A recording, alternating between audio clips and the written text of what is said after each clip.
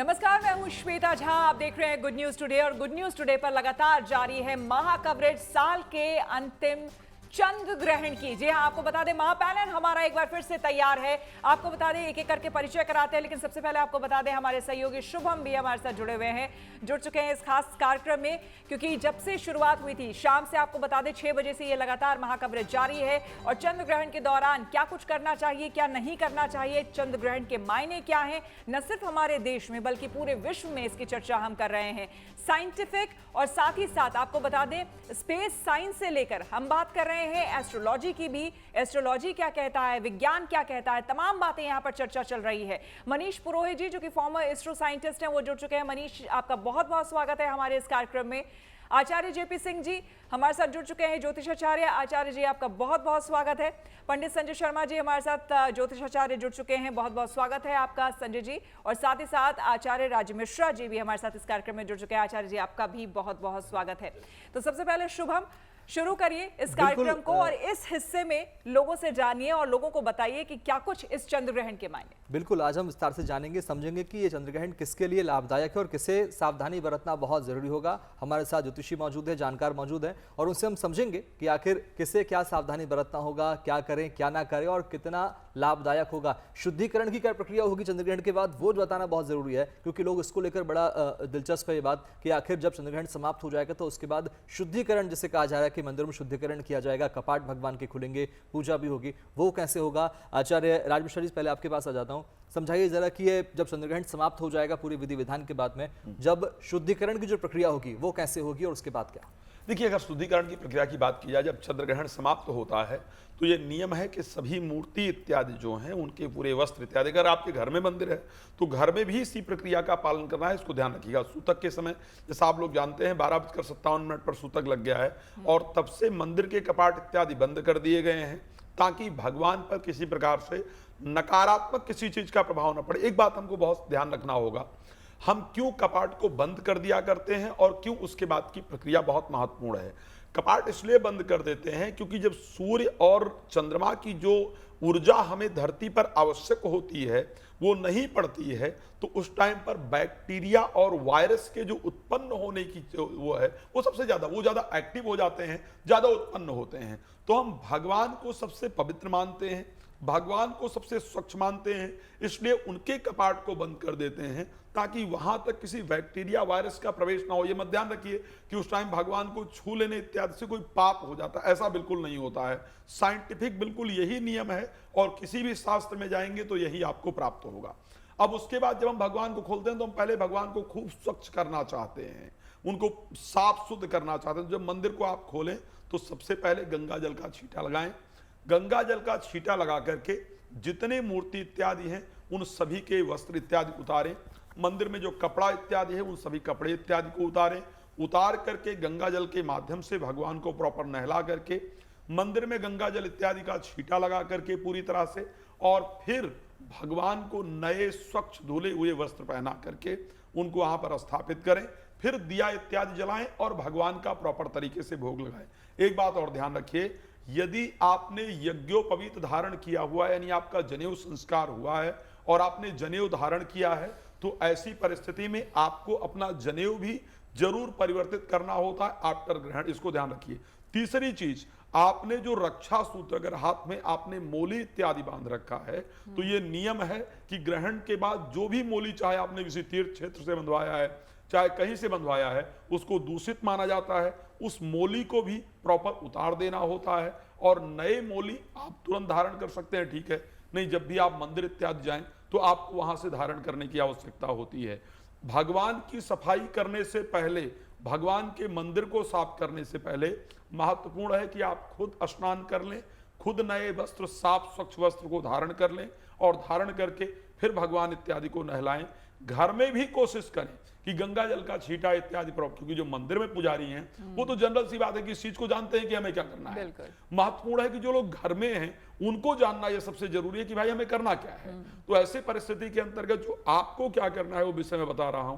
तो आप पहले खुद को स्वच्छ करें, घर में प्रॉपर गंगा जल इत्यादि का छींटा लगा करके पूरे मंदिर की सफाई इत्यादि करके भगवान को नए वस्त्र इत्यादि धारण करा करके फिर श्रद्धा से बैठ करके भगवान के नाम का अगर स्मरण करना चाहें तो उस समय बैठ करके कर बिल्कुल, सकते हैं। ये चूंकि प्रक्रिया होती है। बिल्कुल बिल्कुल आपने राज मिश्रा जी बहुत सही बताया, लेकिन चूंकि देखिए अब समय नजदीक आ रहा है ग्रहण काल का, क्योंकि अभी तक जो समय चल रहा है वो सूतक का समय चल रहा है, जिसकी चर्चा हम 6 बजे से लगातार कर रहे थे और लोगों को हम बता रहे थे, तमाम हमारे साथ जो ज्योतिषाचार्य थे उन्होंने बताया कि सूतक काल में क्या करना चाहिए, क्या आपको नहीं करना चाहिए। लेकिन अब सूतक काल के बाद हम प्रवेश करने वाले हैं 9:58 से, जैसे कि ग्रहण शुरू होगा उसकी, तो हम उसकी चर्चा करेंगे। लेकिन मनीष, आपके पास यहां आते हुए आज का दिन, मनीष, जितने भी हमारे साथ अभी तक वैज्ञानिक जुड़े हैं और लगातार जो स्पेस साइंस जानते हैं समझते हैं, उनका यही बताना है कि आज का दिन काफी इंटरेस्टिंग है स्टूडेंट्स के लिए, खास करके उन बच्चों के लिए खास करके जो कि स्पेस साइंस में दिलचस्पी रखते हैं। लेकिन यहाँ मैं अब जब देख रही थी, पढ़ने की कोशिश कर रही थी कुछ रिसर्च पेपर्स को, उसमें यह भी बताया गया कि इंटरेस्टिंग उन लोगों के लिए भी है जो ये भी कंपेयर करना चाहेंगे या जानना चाहेंगे कि मेडिएवल एज में या फिर पहले के समय में किस तरह से गणनाएं हुआ करती थी, या उस समय जब ये इस तरह से एक्लिप्स हुआ करता था, लूनर एक्लिप्स, वो कैसा होता था, अब में क्या अंतर है, तमाम तरह की चीजें, यानी कि पढ़ने को जानने को आज बहुत सारी चीजें। देखिए, लूनर एक्लिप्स है, सोलर एक्लिप्स हैं, ये जो फिनोमेनाज होते हैं ये एस्ट्रोनॉमी के पॉइंट ऑफ व्यू से काफ़ी इंटरेस्टिंग इसलिए होते हैं बिकॉज वो हमें डायरेक्ट एक्सेस देते हैं उस पर्टिकुलर हैपनिंग पे, जहाँ पर हम अपनी कैलकुलेशंस कर सकते हैं, जहाँ पर हम ऑब्जर्व कर सकते हैं उस फिनोमेना को, सेलेस्टियल फिनोमेना को। जैसे मैं आज की अगर बात करूँ तो जब कंप्लीट लूनर एक्लिप्स हो चुका होगा, जब चांद कंप्लीटली धरती की परछाई के पीछे आ चुका होगा, तब वो लाल रंग का दिखने लगेगा, वो कंप्लीटली डार्क नहीं दिखेगा। अब यहां पर फिजिक्स का एक बहुत ही इंटरेस्टिंग फिनोमेना होता है। हम जब पानी में पेंसिल डालते हैं या चम्मच डालते हैं तो हमें थोड़ी बेंड होके दिखती है, थोड़ी टेढ़ी होके दिखती है, उसको हम रिफ्रैक्शन ऑफ लाइट कहते हैं।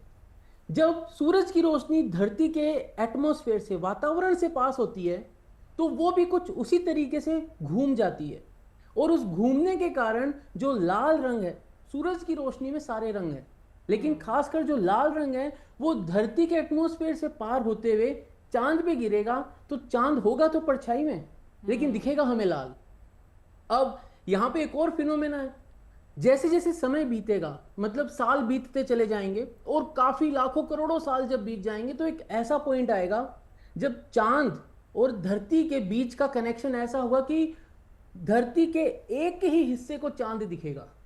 अगर फिर आपको चांद को देखना है तो दूसरे हिस्से पे जो लोग रहते हैं धरती के, उनको एक तरीके से टूर पे आना पड़ेगा चांद को देखने के लिए। तो ये जो सारे फिनोमेनाज हैं एस्ट्रोनॉमी के, ये बड़े इंटरेस्टिंग रहते हैं, और लूनर एक्लिप्स या सोलर एक्लिप्स होता है तो वो हमें और इस चीज को जानने की जिज्ञासा देते हैं। खासकर छोटे बच्चों में अगर हमें साइंस की अवेयरनेस करवानी है तो ये इवेंट्स काफी इंटरेस्टिंग रहते हैं। बिल्कुल। आचार्य जेपी सिंह जी, एक बार आपके पास रुक कर लेते हैं, क्योंकि अब जब बात हो रही चंद्रग्रहण की, सबसे बड़ा माना जा रहा है, सबसे महत्वपूर्ण माना जा रहा है, और अगर अलग अलग एंगल से देखा जाए तो विज्ञान की दृष्टि से देखा, जैसा कि हमने बताया कि आज इस तरह से होने वाला है, लेकिन अगर हम देखा जाए चंद्रग्रहण सबसे बड़ा चंद्रग्रहण क्यों कहा जा रहा है इसे, ऐसा क्या कुछ इसमें खास है, क्या इसमें अलग है तमाम चंद्रग्रहणों से?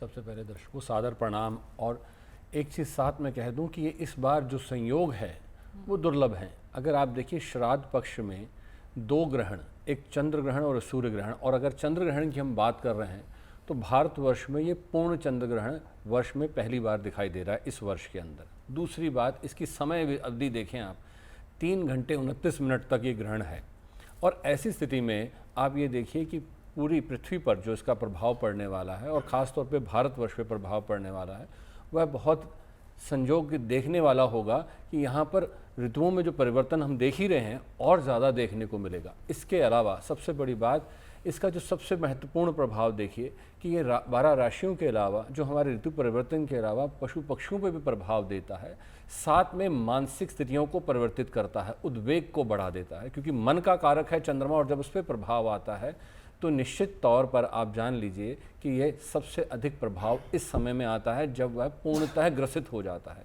क्योंकि अर्ध चंद्र ग्रहण हो या पार्श्व हो या हमें दिख ना रहा हो तो क्या होता है कि हम कहते हैं कि इसका प्रभाव नहीं है।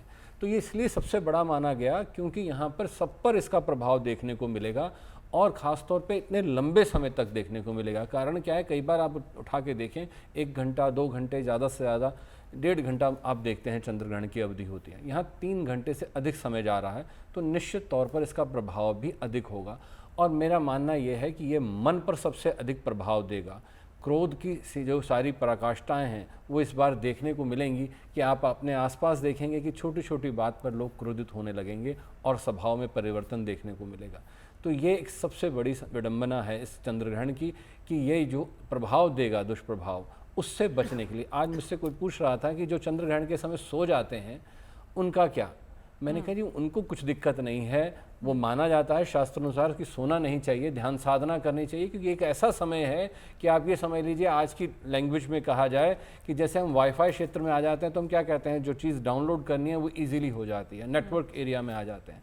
तो इस वक्त हम ध्यान साधना करेंगे तो वो फलीभूत हो जाती है, कोई मंत्र सिद्ध हो जाता है, पाठ पूजा करना उत्तम होता है। पर जो जागृत होकर मन से सोए हुए हैं उनका क्या कीजिएगा। जो व्यक्ति अपने कर्मों पे ही ध्यान नहीं दे रहा, मांस मदिरा का सेवन कर रहा है, दुष्कर्म कर रहा है, तो वो व्यक्ति निश्चित तौर पर ही वहाँ घाटे में रहने वाला है। तो ये समय लाभ लेने का भी है।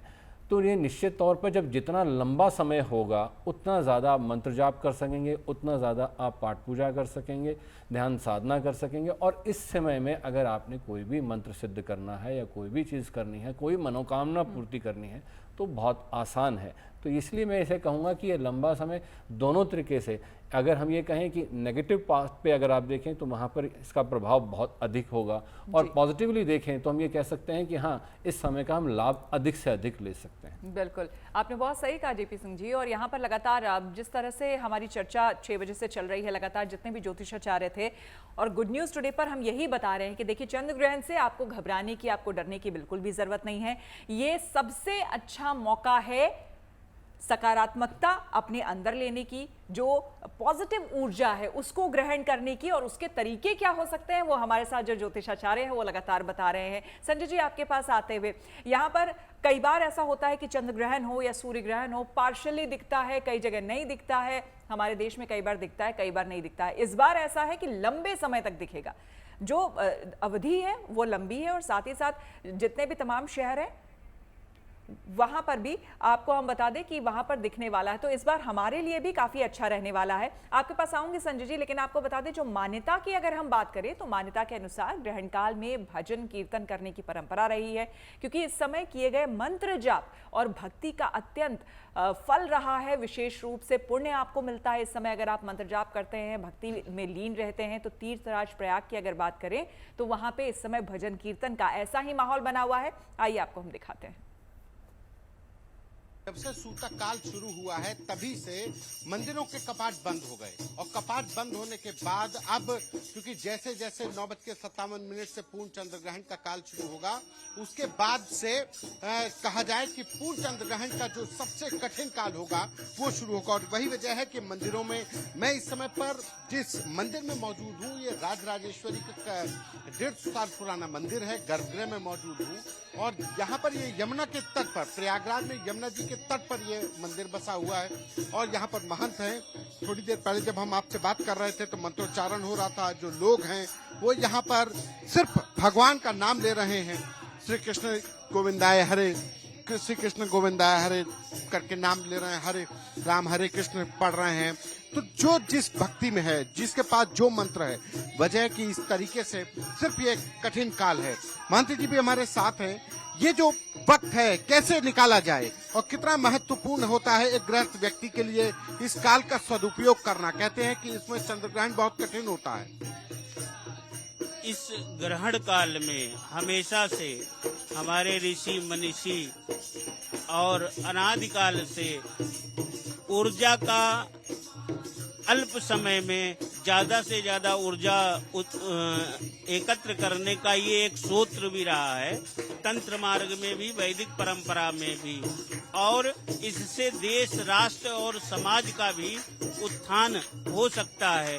इसलिए हमें इस समय काल में पूरा समय, जो ग्रहण काल का समय है, उस ग्रहण काल के समय में ज्यादा से ज्यादा जप, ज्यादा से ज्यादा पाठ, ज्यादा से ज्यादा नाम जप, मंत्र जप।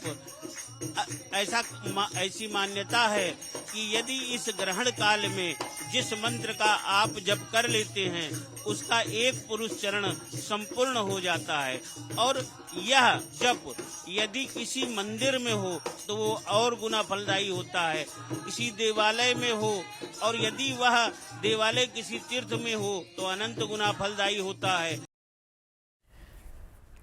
तो प्रयागराज की तस्वीरें आप देख रहे थे, जहां पर आप देख रहे हैं लगातार भजन कीर्तन हो रहे हैं, जप हो रहे हैं। आपको बता दें कि पूरे देश में लगभग इसी तरह की तस्वीरें इस वक्त आपको देखने को मिलेगी। संजय जी, आपके पास आते हुए ये बताइए कि इस समय खास करके ग्रहण काल के दौरान क्यों कहा जाता है कि सबसे ज्यादा अगर आप जगे हुए हैं, वैसे भी आपको जगे रहना चाहिए, पहली बात तो ये, आपको सोना नहीं चाहिए ग्रहण काल के दौरान। दूसरा, आपको भजन कीर्तन करना चाहिए, आपके गुरु का जो मंत्र है, गुरु मंत्र कहते हैं, उसका जाप करना चाहिए, ऐसा क्यों? जी, सबसे पहले जीएनटी के सभी दर्शकों को और आचार्य गण को और आप सबको प्यार भरा नमस्कार। और इस ग्रहण की पावन, एक तरीके से ये पावन पर्व ही है ग्रहण, क्योंकि ग्रहण जब पृथ्वी पर लगता है तो व्यक्ति के मन में नाना प्रकार के भाव उत्पन्न होना शुरू हो जाते हैं। और शास्त्रों में कहा जाता है कि जब सूर्य ग्रहण लगता है तब कहते हैं नंगी आंखों से नहीं देखते, और चंद्र ग्रहण लगता है तो चंद्रमा को आप देख सकते हो। और चंद्रमा क्या है? मन का कारक है हमारी मानसिकता का कारक है। और चंद्रमा क्या है कि राहु से पीड़ित हो गया है इस वक्त, और पीड़ित होने के कारण जीवन के अंदर जो है नाना प्रकार के मन को जो है विचलित कर सकता है। तो इसलिए कहा जाता है कि शास्त्रों में कि आपको अमृत तुल्य होना है, साधना में जाना है। और साधना क्या है कि आप सिर्फ चंद्रमा की पूजा करें, क्योंकि चंद्रमा को बल दें, क्योंकि आपका जो शरीर है वो पंच तत्वों से निर्मित है, और उन पांचों तत्वों में से एक तत्व जो है जल तत्व है, जो आपकी पूरी बॉडी को संचालित करता है, पूरे ब्रह्मांड को संचालित करता है। आप पृथ्वी पर भी देखें 2/3 पानी है, और इस वक्त जो ग्रहण पड़ रहा है 85% पृथ्वी के ऊपर जो है ग्रहण का प्रभाव है, 85%। और किन मंत्रों का जाप करें, क्या साधना करें, क्यों कहा जाता है कि आपको मंत्र जाप करना है? हमारी इंद्रियों को बैलेंस करने के लिए हमें क्या करना चाहिए? इंद्रियों को बैलेंस करना चाहिए, क्योंकि जब क्या कहा जाता है कि जब तक आपका मन जो है एकदम एकांत नहीं होगा, शांत नहीं होगा, और ऐसे वक्त में मंत्र सिद्धि की जाती है। कहा जाता है कि अगर एक बार गायत्री मंत्र का आप जाप कर लेंगे तो उसका 100 गुना फल प्राप्त होता है, क्योंकि ये ग्रहण का जो समय होता है उसमें सिद्धियां बहुत जल्दी ही प्राप्त हो जाती हैं। तो जो लोग बीमार हैं मैं उनको मंत्र देना चाहूँगा। इस वक्त जो है लघु मंत्र हैं जो हमारी इंद्रियों को बैलेंस करने वाले हैं। वो क्या है? जो मंत्र मैं बता देता हूँ आपको। ओम यम, ओम कम, ओम जम, ओम शम, ओम रम, ओम लम, ओम ह्रीम, ओम स्वाहा। ये मंत्र हमारी इंद्रियों को बैलेंस करते हैं। कहा जाता है कि मन को अगर शांत करना है तो आप जो है चंद्रमा के दर्शन कर लें। अगर आपको बहुत ज़्यादा स्ट्रेस, टेंशन है और आप बहुत ज़्यादा चिंतित हैं तो सूर्य को जल दे दें। अगर आपके ग्रहों में लगता है कि आपको ग्रहण में से प्रभाव है, अभी जैसे कुंभ राशि के ऊपर ग्रहण है, तो आपको जिनकी कुंभ राशि है खास तौर से उनको बहुत ज़्यादा संतुलित होने की आवश्यकता है। कोई भी ऐसा कृत्य ना करें जिससे कि आपके जीवन में बड़ा उथल पुथल शुरू हो जाए। तो आपको इस वक्त क्या करना है? आपको जो है शांत मुद्रा में बैठ करके और शयन नहीं करना। कहा जाता है कि सोना नहीं चाहिए, और ग्रहण के वक्त जो है कभी भी अगर सोते हैं तो आप इस शुभ का फल जो मिलना चाहिए आपको उसको प्राप्त नहीं कर पाते। बिल्कुल, कहावत भी है कि कहा जाता है कि उसमें कि हम जब तक हमारा मन को कंट्रोल नहीं करेंगे तब तक जो हमारी चीजें हमें प्राप्त नहीं हो बिल्कुल, मन सकती। को कंट्रोल करना, धैर्य रखना बहुत जरूरी है। जेपी सिंह जी, आपसे समझेंगे संयम कितना जरूरी है चंद्रग्रहण के दौरान, धैर्य रखना कितना जरूरी है? देखिए, बहुत सुंदर बात आपने पूछी, और अभी जैसे आचार्य जी समझा रहे थे, तो जो जागत है सो पावत है, यहाँ सीधी सी स्पष्ट बात है। और इस समय का कंट्रोल करने का जो सबसे आसान तरीका है, कोई भी मंत्र, लघु मंत्र आप कर लें, चाहे वो महामृत्युंजय करें, चाहे आप गायत्री मंत्र करें, चाहे ओम का ही जप करें, ओम नमः शिवाय का जप करें, जो सरलतम आप कर सकें। मैं ये नहीं कहता शास्त्र अनुसार आप ये बड़ा मंत्र करिए, ये वाला मंत्र करिए, जो आप कर सकें। और अगर आप नहीं भी कर सकते, टेक्नोलॉजी का युग है, आप अपने मोबाइल पे लगाइए और सुन लीजिए। सुन तो सकते हैं। बिल्कुल। मेरे सामने कई बार ये प्रश्न उठता है कि साहब हमको संस्कृत नहीं आती, हम क्या करें? तो साहब सुन लीजिए, सुनने से भी उतना ही लाभ मिलने वाला है। जब आप किसी की बुराई सुनते हैं तो निश्चित तौर पर उसके पाप के भागी बनते हैं। तो बिल्कुल। जब उसका नाम सिमरन सुनेंगे तो निश्चित तौर पे उसके पुण्य के भागी भी आप जेपी सिंह बनेंगे। जी, आपका जो जवाब है ना वो हम सुनेंगे, उसके लिए थोड़ा संयम हमें भी बरतना पड़ेगा, क्योंकि वक्त की यहाँ पर वक्त हमें बार बार कह रहा है एक छोटा सा ब्रेक ले लीजिए, उसके बाद फिर वापस आते हैं और बहुत सारे सवाल हमारे भी अंदर हैं जो हम जानना चाहेंगे, दर्शकों की तरफ से भी वो भी हम आपसे पूछेंगे, जिसके जवाब हम आपसे लेंगे। अगर आप मुझसे जुड़ करके अपनी समस्याओं का समाधान चाहते हैं और चाहते हैं कि आपकी समस्याओं को ज्योतिष के माध्यम से सुलझाया जाए, तो आप हमसे संपर्क कर सकते हैं, जुड़ सकते हैं एस्ट्रो तक पर।